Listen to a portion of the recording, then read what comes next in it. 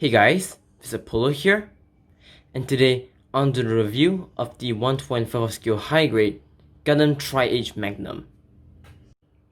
Alright, here is the Tri-H Magnum itself. Now, I finished building today, and I've done everything I can to make this guy look good. And I gotta say, well, as much as I really like H, and trying to say H is my favorite series as much as I can, I'm trying my best to be there. Start over, okay. I'm trying my best not to be biased about this kid as much as I can, because mainly because I love Age. So of course there are issues with this kid which I'll address throughout the review. So I'll try my best not to say this kid is like amazing or anything, but it's still a good kid nonetheless. So let's go to review. So yes, here is the Tri-H Magnum. Now wow, it's in terms of looks, it's a very nice looking little Gunpla. Yeah, I keep saying I love Age, but it is true, I do love Age. Well, the design looks pretty good. But the Age one's probably my most favorite, Age Momosu in terms of the Age series. And when they combine all the three elements of the Age Momosu, Age 1, Age 2, Age 3, and Age effects together, I really love how this guy turned out. The color scheme looks pretty good. I mean, on the pieces looks pretty good as well. Yeah. I really love the kit. Now into the stickers, let's play this real quick. Okay. Into your stickers, well, this is kind of some an issue with this kit. If you hear a sticker sheet, which is a lot actually, you get the eyes, you get the sensor on the forehead, back of the head, the A on the chest. You've got yellow on the front skirts, and this is one thing I don't like about this kit. I mean, as much as I like the H1, this yellow piece here is a sticker, and I painted it, so no issue with me with that. But you've been wondering, this something made me familiar with this design of the back skirt, because it is. There's actually a leftover part on the H1 runner which has this yellow piece. And I don't understand why they had to use a sticker for this instead of one. Bleh! Ugh. Start over. I don't understand why that they have to use a new piece as one whole piece for the back skirt instead of using that yellow piece from the H1 and then just giving clip-ons onto the back. Doesn't make sense. I don't know why. And then yellow on the side skirts, yellow in front of the legs, and purple on the feet right here. I mean, you can't really notice. I mean, this is the first time I actually matched the color perfectly with the the feet. Because usually it's like shade darker, shade lighter, but this one matches perfectly for some reasons. I mean, I'm quite lucky when I mix the colors. And I think that is about. Yeah, wait, I forget. Yellow on the spoiler here, right here, back here. Yeah. So that's about the stickers. I mean, you get a lot of them, but. You know what I mean? If I can paint, it's no issue with me. But for those who are, I mean, even if you're using stickers, I mean, these stickers that goes on the legs and possibly here, they're not too bad. I mean, you wouldn't notice those are plastic pieces, to be honest. This one folds over. This one folds over. It's not good. This one would be fine.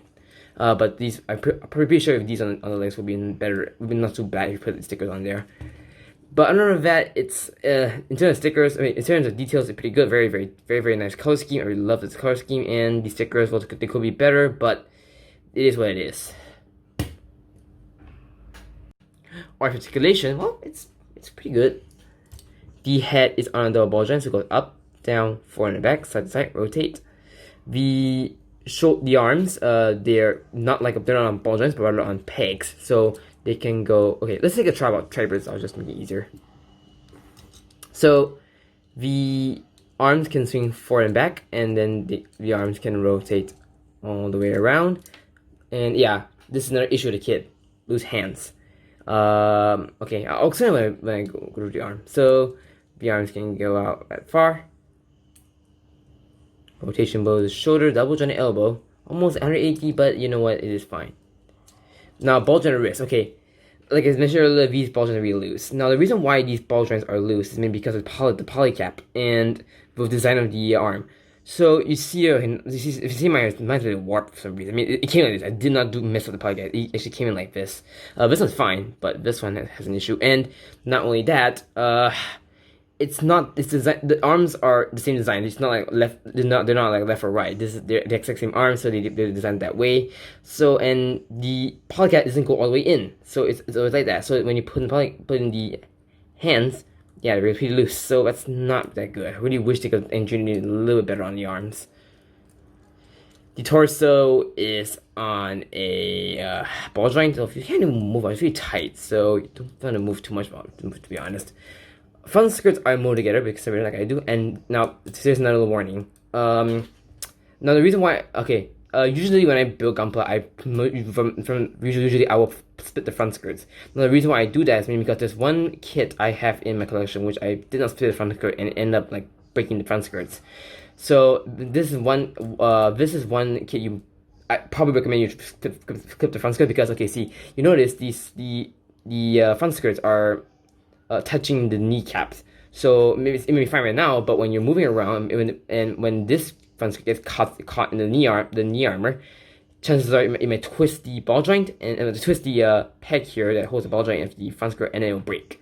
So I recommend you guys clip the front skirt in this one. Just saying. Just a little notice. Just a little warning. The side skirts are on the ball joints, back skirts are on a hinge. You cannot separate them.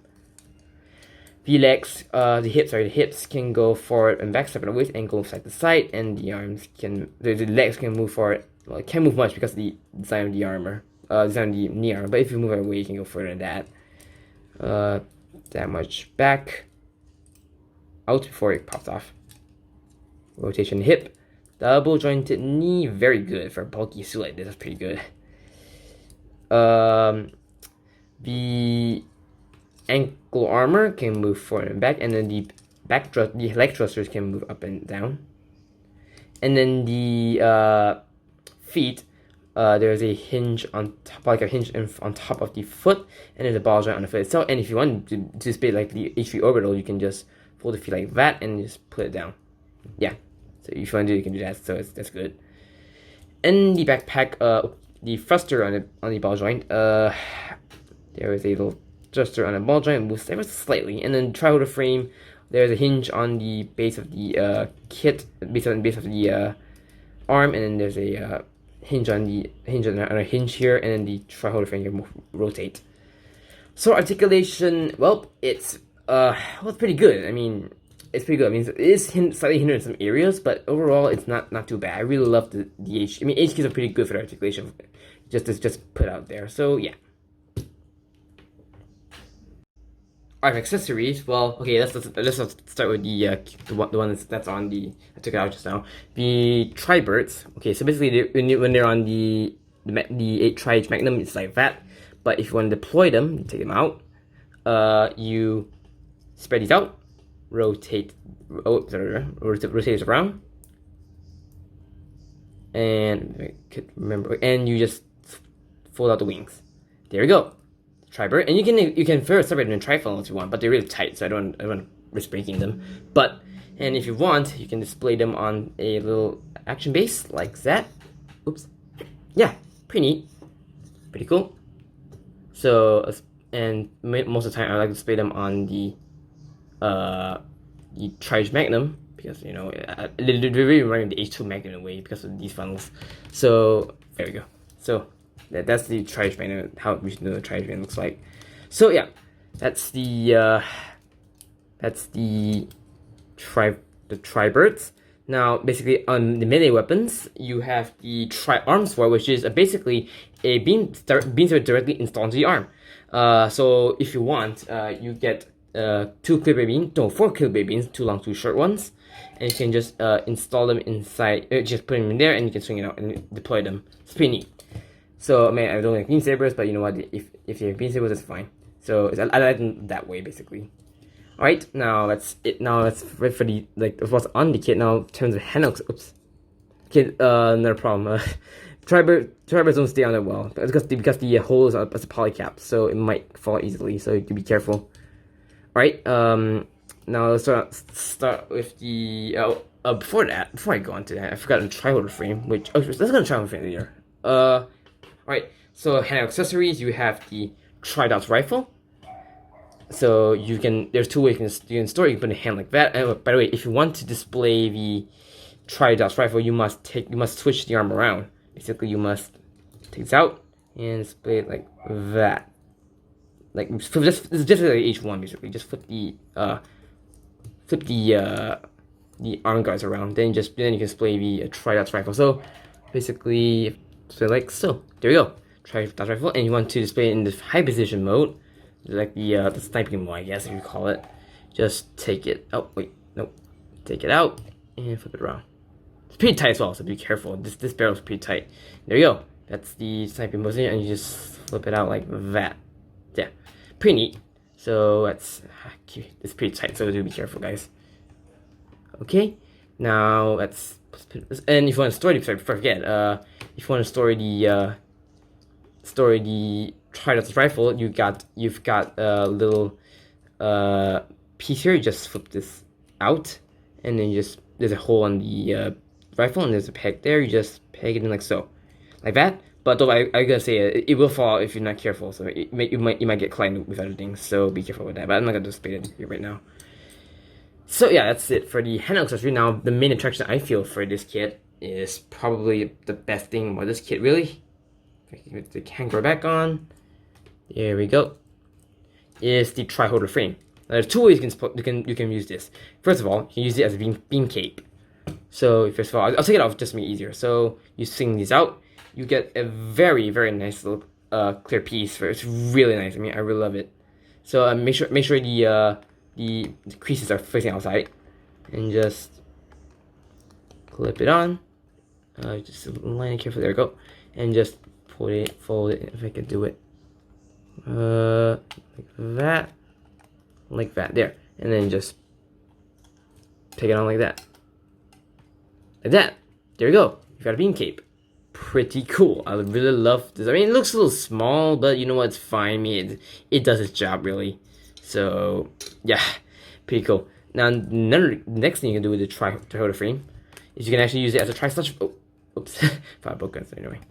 Did I break anything? No. Okay, it's good. So yep, that's the beam kit. Now, like I said, the tri-slash blade. Basically, first you pull the handle out, and then you just flip this around. You get a very nice little effect part. Pretty nice. I love it. Click. Just that and like that. There we go. And now under that you get the hilt, the beam hilts, and you just tight in here like that. There we go. We got the tri-slash blade. The tri is making it hold it, but the thing I can tell right now, it's gonna be very tricky. They do give you a stand, which you can use it if you want. You can use it for tri-bird, you can use it for the tri Magnum or the sword. But if you're displaying a sword, you can take this out and you get an adapter. Just peg it on like that, and then you can just, if you're displaying the sword, you can just support the weight. So it's pretty good. And before I forget, I forgot to mention about the manipulators. First, the manipulators wise, you got two holding hands, you got an open left palm hand, and my most favorite hand of all, a card hand for the right hand. Let's try that on. Oh, damn it. Sorry. Yeah, if I could. Yeah, you get a point. But yeah, I mean, pretty interesting. This is one of the most unique accessories I've ever seen on a kit, really. But yeah, that's what accessories. I mean, you get a bunch of accessories. It's pretty good. Though like I said, because of the loose hands, I don't think it's not gonna be working that well. I would say, because it's considered good, but with the weak hands, they can't do much really, unfortunately. Alright, for comparisons, well, I can't take out my H2 Magnum, unfortunately, because it's deep in the shelf, but I can bring in what I fought with the HGBD Gundam. So yeah, the H2 Magnum, the Tri-H Magnum, I mean, it is a mostly an average size mobile suit, to be honest, but, well, yeah, I mean, too bad it is top of the feet, but, other than that, I mean, the tri-H Magnum is mostly I mean, I feel it's tall, but no, it's actually because the fat feet makes it like average size. But yeah, and I'm being average size mostly just because it's so custom. Yep, you want to say height. Yeah, that's a review. Well, addendum. Well, I forgot to mention leftover parts, so let's go straight. So leftover parts, basically you see a plate fridge from the original H1. You've got the original V-fin. You've got this is the I was talking about. I don't understand why they wouldn't use this piece and give us like clips for the like a new piece to attach on there. So I don't know why they just mold the one purple piece and put stickers on top of it. It doesn't make sense. I got the feet. You've got the spoiler, and you have the shield piece. And you also, and the C plate, which is also from original H1 normal. You have the shield piece. You've got the original Dodge rifle barrel, shield connector, the backpack thrusters, and the muzzle of the gun. And yes, what it is. So normal leftover parts, but you know what? It's if you cannot make an original H1 normal, unfortunately, with this piece over here. Alright, that's about a review of the high-grade Gundam Tri-H Magnum. And before I forget, you do get a little piece, which if you want to hold the tri-slash blade two hands, you can just peg it onto the tri-slash blade, and you can dual wield it. So yeah. Now, alright, let's cut to chase. To be honest, I am not as pleased as I initially thought this kit would be, because there's one crucial part of the kit that, you know, for most kits it's very, very important. If you want to hold your weapons, your hands plays a very important role in this kit. So let's cut to chase. So details wise, it's well very, very, very, very colorful. I like the color scheme. I love the detail in this kit. Stickers, well, that's gonna be a problem if you don't paint. But if you're painted like me, I have no issue with that, so I'm not gonna complain about it. Articulation is good, so I'm not gonna say much from there. Accessories are great, but with one problem: the hands. Yes, so it's very disappointing because as much as I love Age. I keep saying I love Age. Okay, I'm gonna stop saying that. Okay, as much as I love to defend this kit and say this kit is pretty good, I have to be honest with myself that the hands play a very, very important role when it comes to any gunplay kit. Because you will be holding a beam rifle, a machine gun, or a sword, whatever you want. Hands play a very, very important role in this kit. And unfortunately, the hands are so weak that they couldn't even hold well, I mean, beam rifle kind of holds it well, but it just falls off. The hands keep falling off the arm every time. I don't understand why Bandai didn't engineer the arm properly. And in fact, it's a new mold, so I don't know why Bandai didn't engineer the hands properly. It's very, very disappointing. Like you bought the Tri-H Man because you want that sword. That sword is the so-called is that key attraction of the kit. One of the key attractions of the kit. But since it can hold it damn well, I mean, well, yeah, I mean, it does come with an adapter which will prop it up. I mean, even that, you have a hard time like propping up the sword or the beam rifle in the hand. The hand keeps popping off, so that kind of sucks. So I'm slightly disappointed, but you know what? I'm so happy to have my collection. So overall, do I recommend this kit? Well, if you like Age just like me, then yes, you go for it. But if you don't like Age, or if you want a better kit in general, I suggest you might want to pass on this. If you want a better Age kit, I suggest you get the H2 Magnum SV version, because that one like, well, the hands to stay well and everything is pretty like sturdy. So if you want an Age kit, I suggest go for Tri-H Magnum, the H2 Magnum. But if you want if you're like me, I love Age, then I'm saying I'm happy to have this in my collection. But overall, it's an okay kit. But if the hands are better, then this kit will have a very, very big impact in my collection. So yeah, that's about it, guys. Thanks for watching this review, and stay tuned for my videos. Peace out.